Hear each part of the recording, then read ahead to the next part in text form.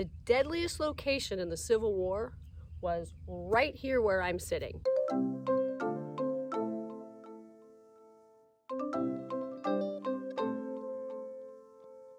It's not a battlefield, although those were deadly. It's Camp Sumter. Don't be fooled by the word camp, because it wasn't the fun kind of camp. It was a prisoner of war camp built in 1864, meant to hold up to 10,000 Union prisoners on about 26 acres.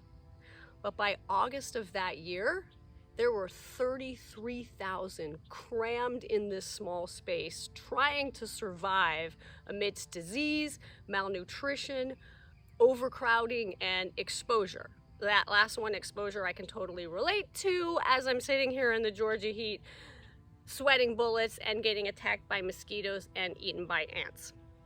Anyways, the reason there were so many prisoners in here is because President Lincoln and General Grant decided to end the prisoner exchange system that had been in place throughout the war, because they realized that after battles, when they exchanged prisoners and each side put them back into the fight, the Confederacy was actually benefiting more from this because they had far fewer people and they needed their prisoners returned. The Union had plenty of soldiers to spare.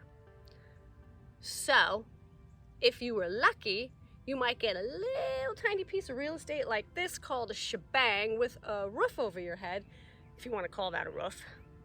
I will actually tell you about life in the prison camp in my next story, but today I'm going to tell you about one event that occurred in this prison that actually brought hope in the midst of intense human misery and suffering.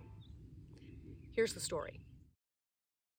Food was scarce in the prison, but worse than that was a lack of fresh water.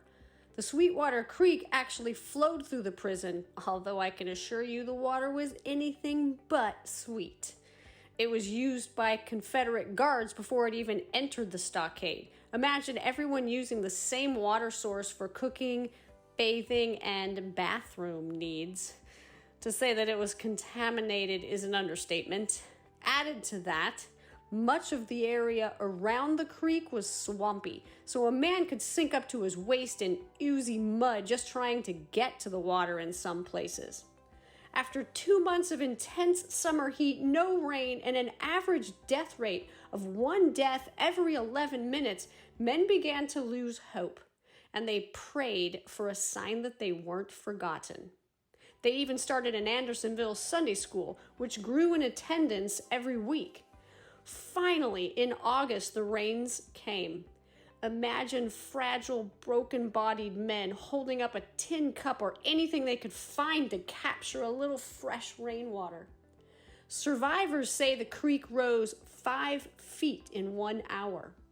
The pressure of the current knocked out a section of the stockade wall and carried away mass quantities of filth, which I'll just leave to your imagination. Even though the wall broke, the prisoners were too weak to even think about escaping. After 5 days of this intermittent rain, a massive dark cloud appeared. Thousands watched it slowly make its way toward the camp until it hovered directly over their heads. Even the guards gaped at it. And for the first time at Andersonville, there was complete silence. Suddenly, there was a thunderous roar that was said to be like 100 exploding cannon. There are differing accounts of what happened next. Some say a blinding bolt of lightning struck just inside the stockade and found the highest point of an underground stream as it pierced the earth and shook the ground. Others say there was an earthquake. The result was the same. Fresh water flowed forth and brought relief to thousands at a rate of 10 gallons of fresh water per minute, all the way until the end of the war. Because many felt their prayers had been answered and hope restored, they named it Providence Spring. And guess what?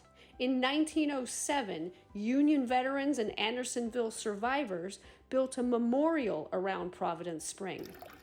And guess what else?